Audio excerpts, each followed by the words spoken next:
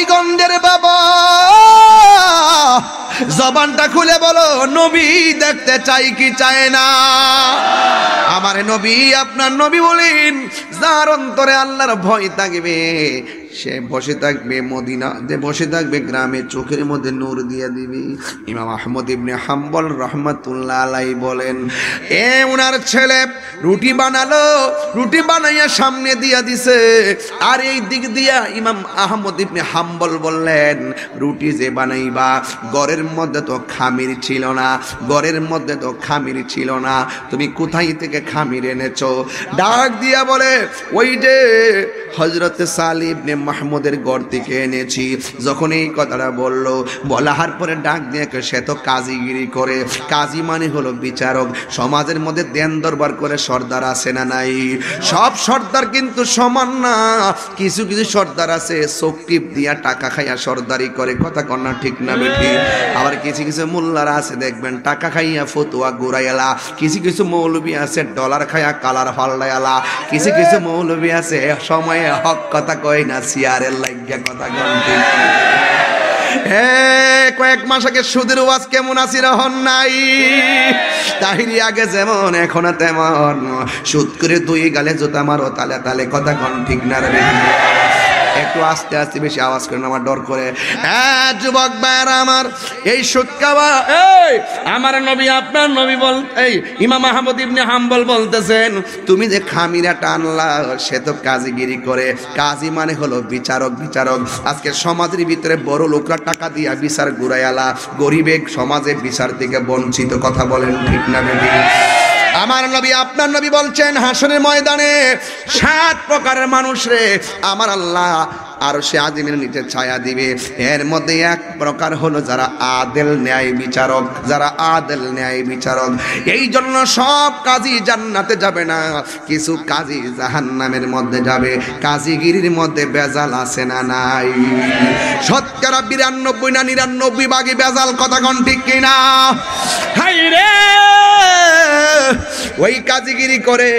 এবার ইমাম আহমদ ইবনে হাম্বল রহমাতুল্লাহি আলাইহি বলেন, সে তো কাজীগিরি করে কারণ তার টাকার মধ্যে হালাল হারামের অনেক সন্দেহ আছে। কেমনে তুমি আমার লাগে তার খামির দিয়া রুটি বানাইলা, এই রুটি আমি খাবো, দৈন্তার নআকার। এবার কয় কি করব?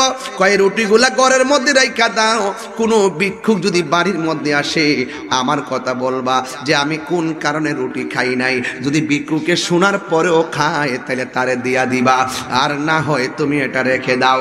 এবার আহমদ ইবনে হাম্বল রহমাতুল্লাহি আলাইহি এই রুটিগুলা দিয়া তিনি চলে গেছে। 1 মাস পর্যন্ত রুটিগুলা ঘরের দরজায় রাখছে, একটা ভিক্ষুক ঘরের দরজার মধ্যে আসে নাই। শেষ পর্যন্ত রুটিগুলো পচে গেছে। এবার ঘরওয়ালা রুটিগুলো নিয়ে পুকুরের মধ্যে ফালাইয়া দিছি, যে এই মাত্র নদীর মধ্যে ফালাইয়া দিছি। এই মুহূর্তে 1 মাস পরে জিজ্ঞেস করা হলো, বালক রুটিগুলা কি করেছো? যেই মাত্র বলছে 1 মাস পর্যন্ত রুটিগুলো ঘরে রাখছি কিন্তু রুটিগুলো পচে গেছে, এই রুটিগুলো দেওয়ার মতো কোনো ভিক্ষুক পাই নাই। শেষ পর্যন্ত এই রুটিগুলো নদীর মধ্যে নিয়ে ফেলে দিয়েছি। আহমদ ইবনে হাম্বল বলেন, তুমি তো রুটিগুলা পানিতে ফেললে না।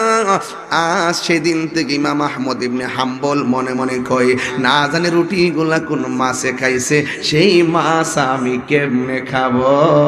আল্লাহকে ভয় এমন ভাবে করতেন, সেদিন থেকে ইমাম আহমদ ইবনে হাম্বল একদিনও তিনি মাছ খাই নাই। এটার নাম হলো তাকওয়া। আল্লাহর জন্য সব ছেড়ে দিবে, কথা বলেন ঠিক কিনা? আল্লাহর জন্য সব ছেড়ে দিবে। আরে তাকওয়া কেমনে? হবিগঞ্জ বাজার গেলে ফলের বাজার দুইটা দেখবেন তাকওয়ার অভাব নাই। হবিগঞ্জের ফলের বাজার, ফল মন্ডিতে গিয়া দেখবেন মুত্তাকির অভাব নাই। যদি বলেন যে 1 কেজি আপেল দাও, দেখবেন 1 কেজি আপেল যে ঠুঙ্গার মধ্যে ঢুকাইব, ঠুঙ্গার ওজন 150 গ্রাম।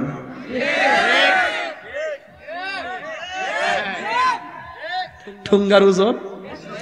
তাকওয়া, তাকওয়া, মুত্তাকি, মুত্তাকি।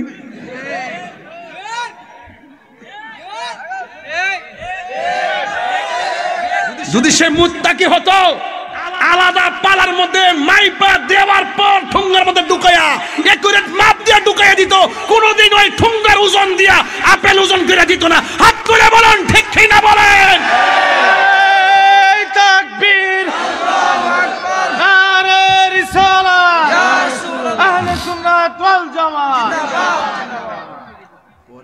জায়গা পরের জমিন। কইতাম নি বাজান, আমার তো বাজার ঢেউটা জায়গা, আমি পারি না তোর সুযোগ চলতাম। এটা ভালো করে কোন কি উনি কে? ওই যে ওই লোকটা কই যায়? ওই যে আইবিন নি ও আইবা আইবা। সবাই কোন পরের জায়গা পরের জমিন। আমার যুবক ফুলামান্ডিকে একটু দিয়ে তো, যুবক ফুলামান্ডি আসেনি না? আচ্ছা, হাত না মানুষ চোখ লাগাইব। সবাই বলেন পরের জায়গা পরের জমিন, ঘর বানায় আমি রয়, আমি তো সে ঘর। ওই মুরবি বাবা, কয় বাজান, মুরবি বাজান চেয়ারও যারা বসেন আসেননিও, কইতাম নি বাজান। তিনি বলেছেন, রাসূল করিম সাল্লাল্লাহু তাআলা আলাইহি ওয়াসাল্লাম বলেছেন, আতাদরুনা মা আকসারু মা ইউদখিলুন নাসাল জান্নাতা। আমার নবী, আপনার নবী বলেন, ও সাহাবায়ে কেরাম, তোমরা জানোনি এই পৃথিবীর মধ্যে কোন আমলের কারণে সব চাইতে মানুষ বেহেশতে যাবে? তোমরা জানোনি যে কোন কারণে মানুষ বেশিরভাগ বেহেশতের মধ্যে যাবে? আমার নবী বলতেছেন, ফাকালা রাসূলুল্লাহ সাল্লাল্লাহু তাআলা আলাইহি ওয়াসাল্লাম, আমার নবী, আপনার নবীর নূরানি জবান মুবারকে বলতেছেন, তাকওয়াল্লাহি ওয়া হুসনুল খুলুক। এক নম্বর হলো যার অন্তরে আল্লাহর ভয় আছে আর যার চরিত্রটা ভালো, এই দুই প্রকার মানুষ যত বেশি হবে তারা জান্নাতে বেশি যাবে। ভয় করবে একজনকে, জবান খুলে বলুন তিনি কে? আরো বড় করে তিনি কে? ওয়ালামু আন্নাল্লাহা মা'আল মুত্তাকিন।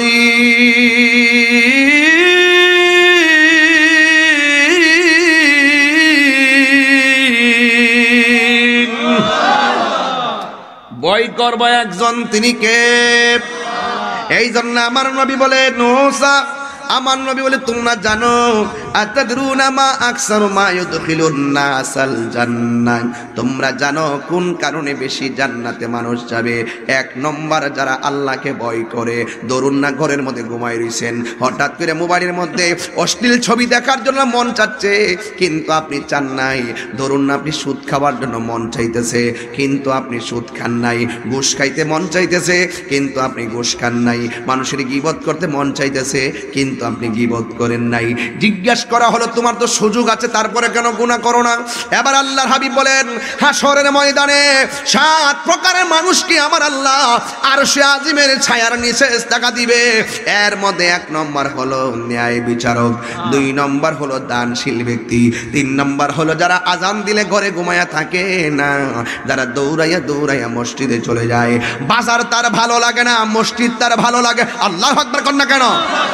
আমার নবী, আপনার নবী বলেন, 7 প্রকার মানুষের মধ্যে 1 প্রকার বলো যারা আল্লাহকে ভয় করবে, আর আল্লাহকে ভয় করে যারা গুনার কাজ ছেড়ে দিবে, আমার আল্লাহ তাকে আরশে আজিমের নিচে ছায়া দিয়ে দিবে।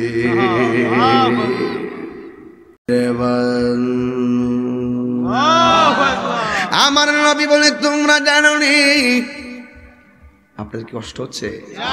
আমি কিন্তু খুব ঠান্ডা মেজাজে ওয়াজ করতেছি, কারণ আজকে আমি দিনও মাহফিল রাখি নাই, রাত্র ডাবল মাহফিল রাখি নাই, একমাত্র এই মাহফিলটাই সিঙ্গেল রাখছি। মারহাবা কোন, আমি কি বোঝাতে পারতেছি? আর একটা মাহফিল আছে আমার 25 তারিখে এলাকাতে, কোন জায়গা যেন? হ্যাঁ, বলবার চোখে আসবে ইনশাল্লাহ। আসবেন না সবাই ইনশাল্লাহ?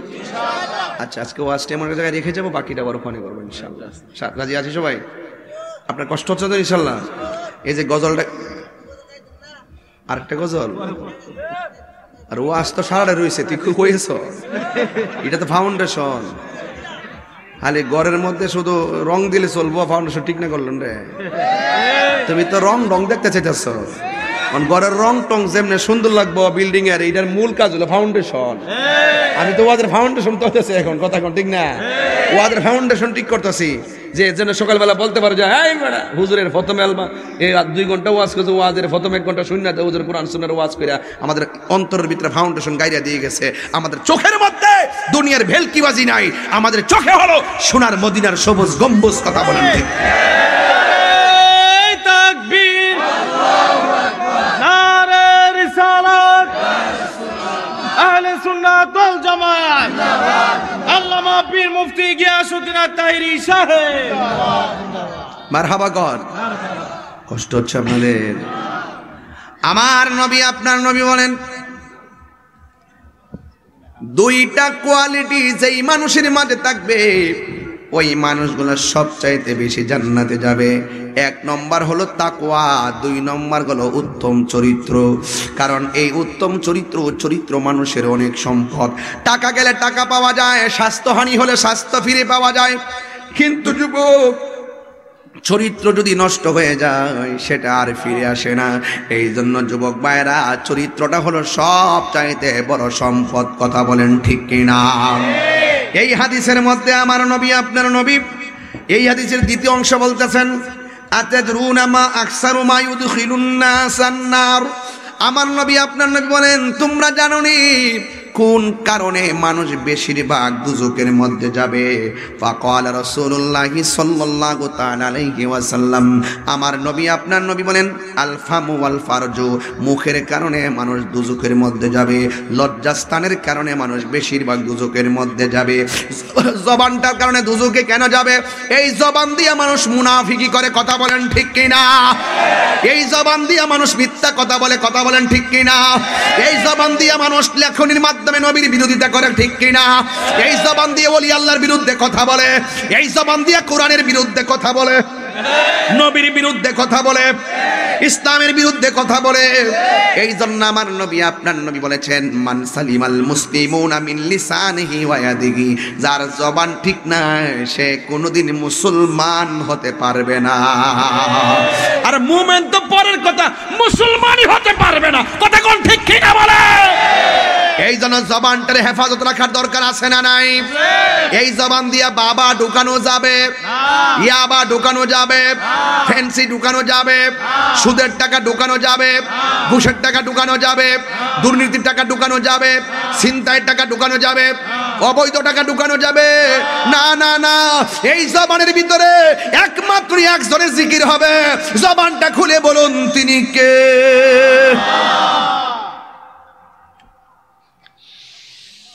ওয়া ইলাহুকুম ইলাহু ওয়াহিদুন লা ইলাহা ইল্লা হুয়ার রাহমানুর রহিম।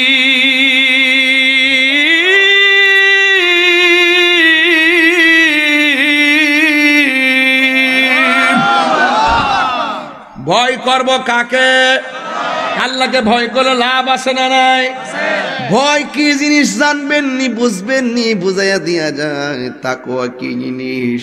হযরতে আবু বকর সিদ্দিক রাদিয়াল্লাহু তাআলা আনহুর একটা গোলাম ছিল। জোরে কন্না মারহাবা। এই গোলামটা সারাদিন যা রুজি রোজগার করত এর একটা অংশ হযরতে সিদ্দিক আকবর রাদিয়াল্লাহু তাআলা আনহুর ফান্ডে জমা রেখে দিতেন।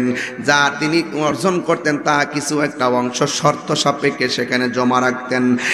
যুবক ভাইরা, একদিন ওই গোলাম হযরতে সিদ্দিক আকবরের জন্য খাবার নিয়ে আসলেন। তিনি খাবারটা সুন্দর করে খেয়ে ফেললেন।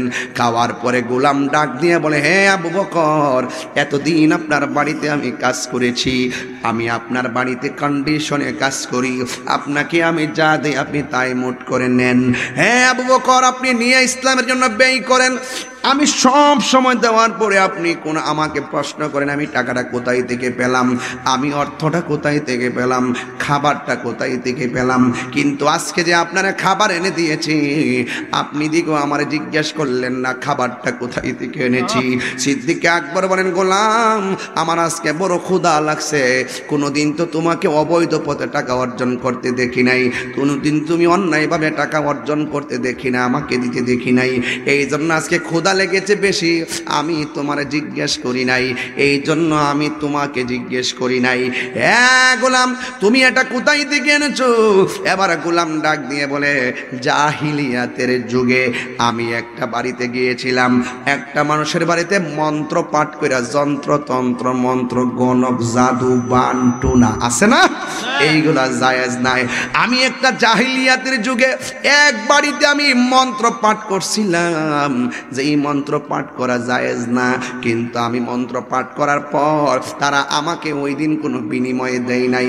ঘটনাক্রমে আজকে ওই এলাকা দিয়ে গিয়েছিলাম, যাওয়ার পরে দেখলাম ওই বাড়িতে একটা বিয়ের আয়োজন চলে। যার বাড়িতে মন্ত্র পড়ছিলাম সে আমার দেখা ওই মন্ত্রের বিনিময়ে আমাকে খাবার দিয়ে দিছেন। এই খাবারটা আমি আপনার কাছে নিয়ে এসেছি।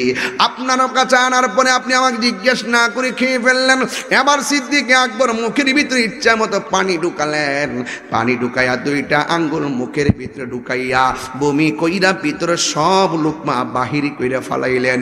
এবার ওই গোলামে ডাক দিয়া কয়, হ্যাঁ আবু বকর সিদ্দিক রাদিয়াল্লাহু তাআলা আনহু, আপনি আমাকে বলছেন আমি খাবারটা কোথায় থেকে এনেছি। খাবারটা দেওয়ার পরে আপনি আঙ্গুল ভিতরে ঢুকাইয়া সব বের করে ফেলেছেন বমি কইরা। এবার সিদ্দিক আকবর ডাক দিয়া বলেন, আমি আঙ্গুলটা ঢুকাইছি, অনেক কষ্ট হয়েছে, আমার আঙ্গুলটা ভিতরে ঢুকাইছি, অনেক কষ্ট হয়েছে, এরপর আমার খাবারটা বাইর হইছে। কিন্তু একটা কথা মনে রেখো, আমার আঙ্গুল ঢুকাইয়া যদি আমার জীবনটাও চইলা যাইতো, আমি এটা বাইর করার জন্য পাগল হয়ে যেতাম। আল্লাহ আমারে বাঁচাইছে। দেখছেন নি সাহাবায়ে কারাম কোথায় থেকে কে কিভাবে খাবারটা আনছে জিজ্ঞাসা করতো। আজকে আমরা দাওয়াত করলে জিগাই না তুমি সুদ খাওনি, কথা কোন ঠিক কিনা? তাহলে তাকওয়া আসবে কিভাবে? কোথায় থেকে আসতেছে, কোথায় থেকে খাওয়াইতেছে খবর না। এই জন্যই আমাদের কলব মরা, কথা কোন ঠিক কিনা? অল বডির মধ্যে মানুষের আমার শরীরটারে যদি এখন কাটটা ফেলাই, গোশতগুলা যদি কাটে, তাইলে আমার শরীরে কয় কেজি গোশত হবে?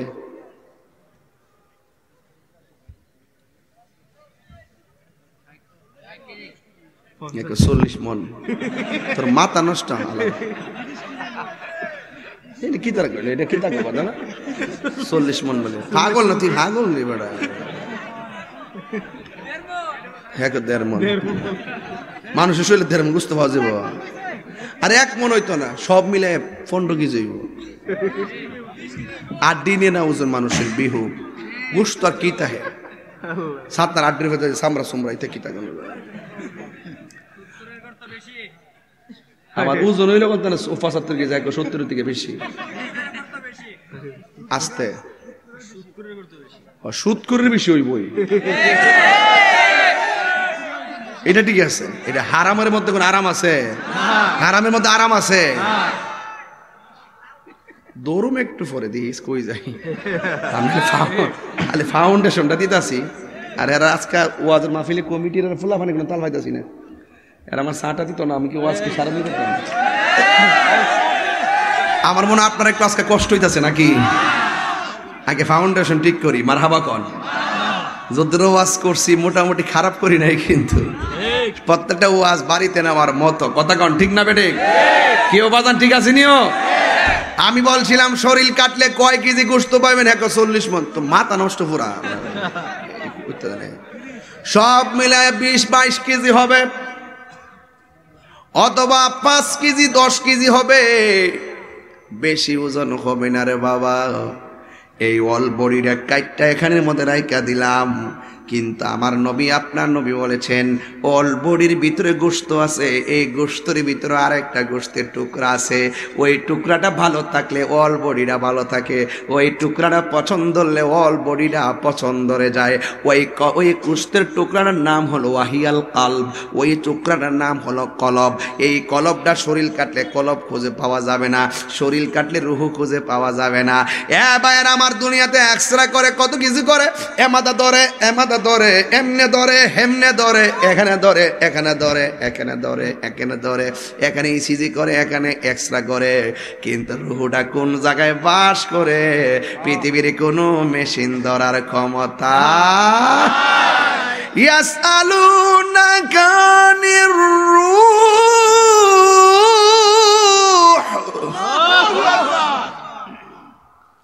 কুলির রূহু মিন আমরি রাব্বি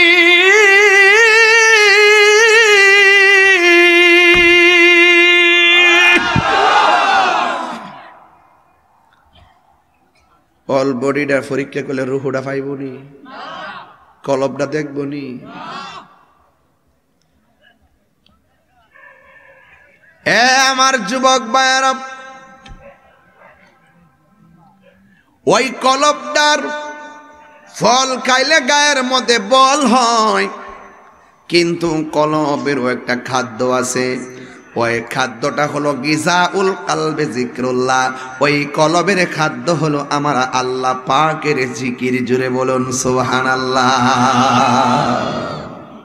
বান্দা যখন একটা গুনাহ করে ওই কলবের মধ্যে একটা কালো দাগ পড়ে। দুইটা গুনাহ করলে দুইটা কালো দাগ পড়ে যায়। আর বান্দার এই দাগগুলো পরিষ্কার করার কোনো মেডিসিন নাই, একটা মাত্র মেডিসিন, সেটা হলো আমার আল্লাহ পাকের জিকির। জুড়ে কোন সুবহানাল্লাহ। গাফুরুর রহিম নাম তোমার আল্লাহ, ও আল্লাহ গো আল্লাহ। গাফুরুর রহিম আল্লাহ, হো মাশাআল্লাহ, হো আল্লাহ।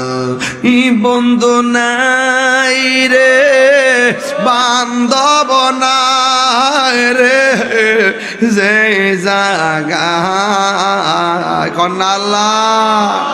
আও দিলটা নরম করে কন্যা আল্লাহ। আরে বন্ধু নাই রে, বান্ধব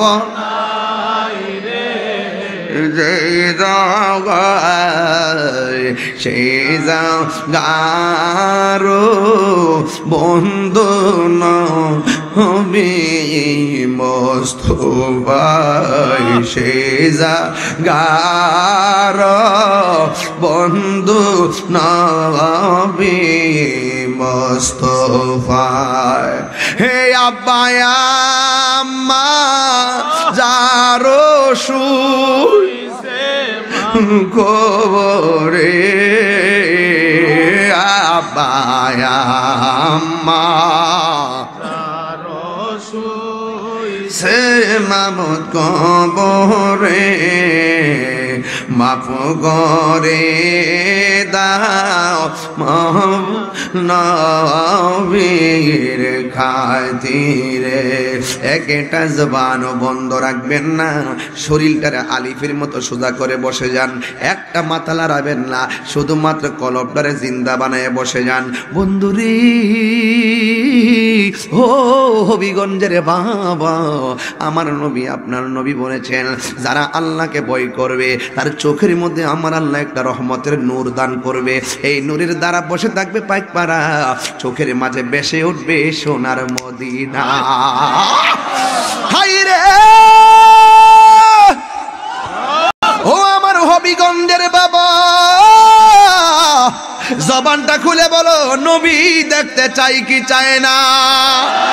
আমার নবী আপনার নবী বলেন, যার অন্তরে আল্লাহর ভয় থাকবে সে বসে থাকবে মদিনা, যে বসে থাকবে গ্রামে, চোখের মধ্যে নূর দিয়ে দিবি। ইমাম আহমদ ইবনে হাম্বল রহমাতুল্লাহ আলাইহি বলেন, ওনার ছেলে রুটি বানালো, রুটি বানাইয়া সামনে দিয়া দিছে, আর এই দিক দিয়া ইমাম আহমদ ইবনে হাম্বল বললেন, রুটি যে বানাইবা ঘরের মধ্যে তো খামির ছিল না, ঘরের মধ্যে তো খামির ছিল না, তুমি কোথায় থেকে খামির এনেছো? ডাক দিয়া বলে, ওই যে হযরতে সালিহ ইবনে মাহমুদের ঘর থেকে এনেছি। যখন এই কথাটা বললো, বলার পরে ডাক দিয়ে, সে তো কাজীগিরি করে। কাজী মানে হলো বিচারক। সমাজের মধ্যে দেন দরবার করে সর্দার আছে না নাই?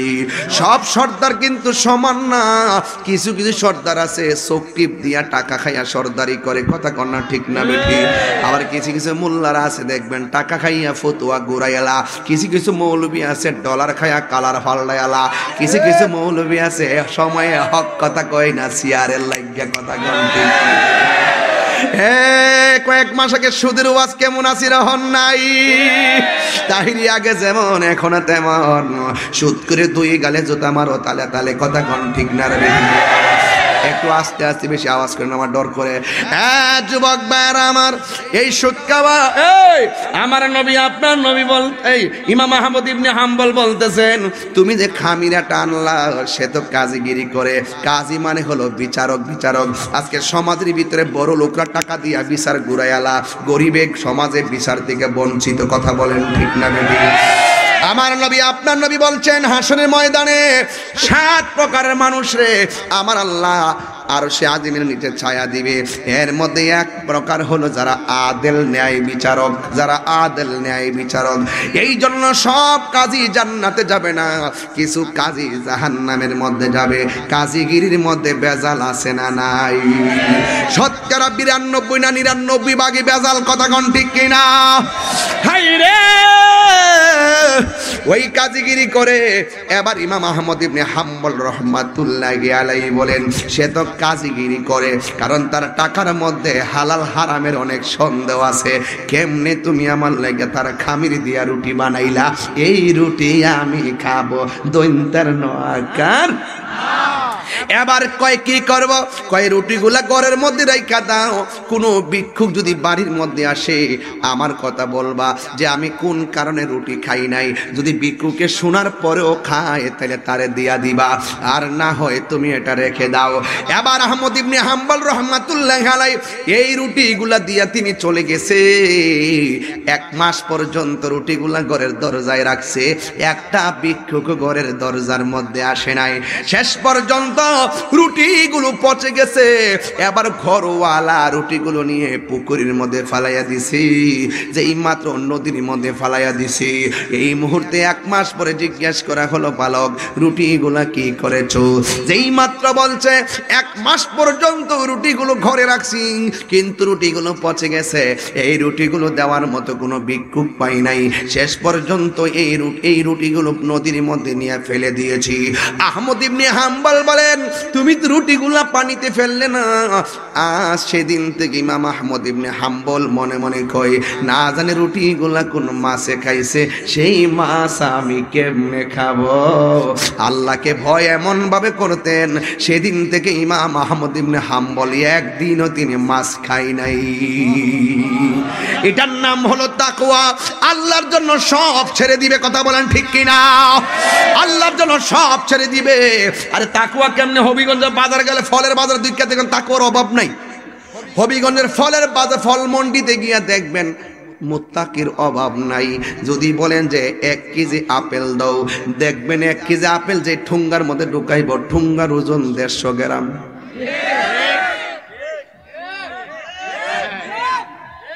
ঠুঙ্গার ওজন। তাকওয়া তাকওয়া মুত্তাকি মুত্তাকি।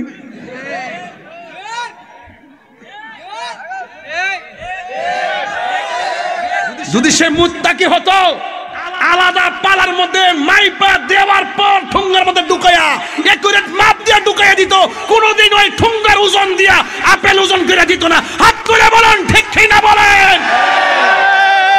তাকবীর, আল্লাহু আকবার, নারে রিসালাত, ইয়া রাসূলুল্লাহ, আহলে সুন্নাত ওয়াল জামাত।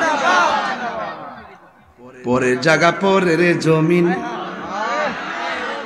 কইতাম নি বাজার, আমার তো বাজার ঢেউটা জায়গা আমি পারি না তোর সুযোগ চলতাম।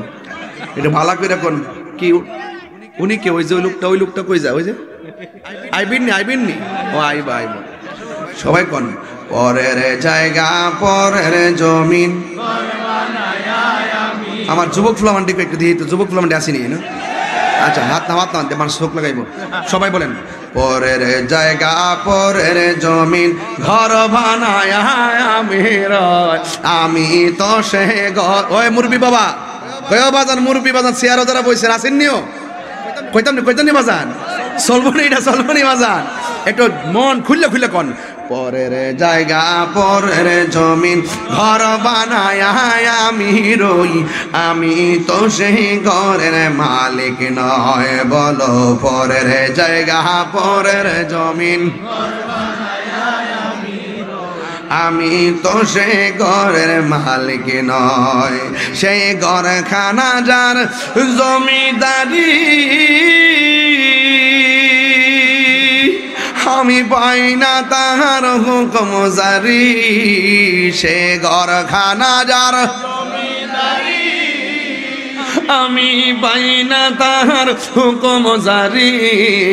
আমি পাই না জমিদারের দেখা, আমি পাই না দারে দেখা মনের দুঃখ কারে কই আমি তো সে ঘরের মালিক নয় পরের জায়গা পরের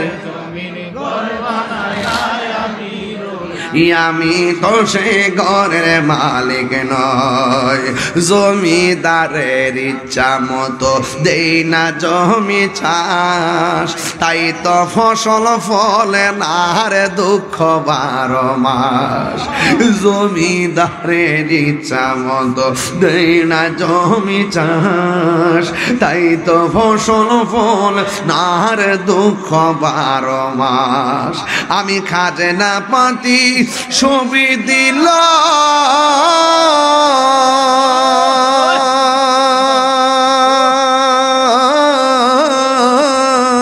আমি খাজনা পাতি ছবি দিলাম তবু জমিন আমার হয় যে নিলাম আমি চলি যে তার মন জোগায়া আমি চলি যে তার মন তাকিলা মিলে না সয় আমি তো সেই ঘরের মালিক নয় পরের জায়গা রয় আমি তো সে ঘরের মালিক নয় পরের জায়গা পরের জমি ঘর বানা আমি রই আমি তো সে মালিক নয় একটা জবান বন্ধ রাখবেন না ঘরের টাকা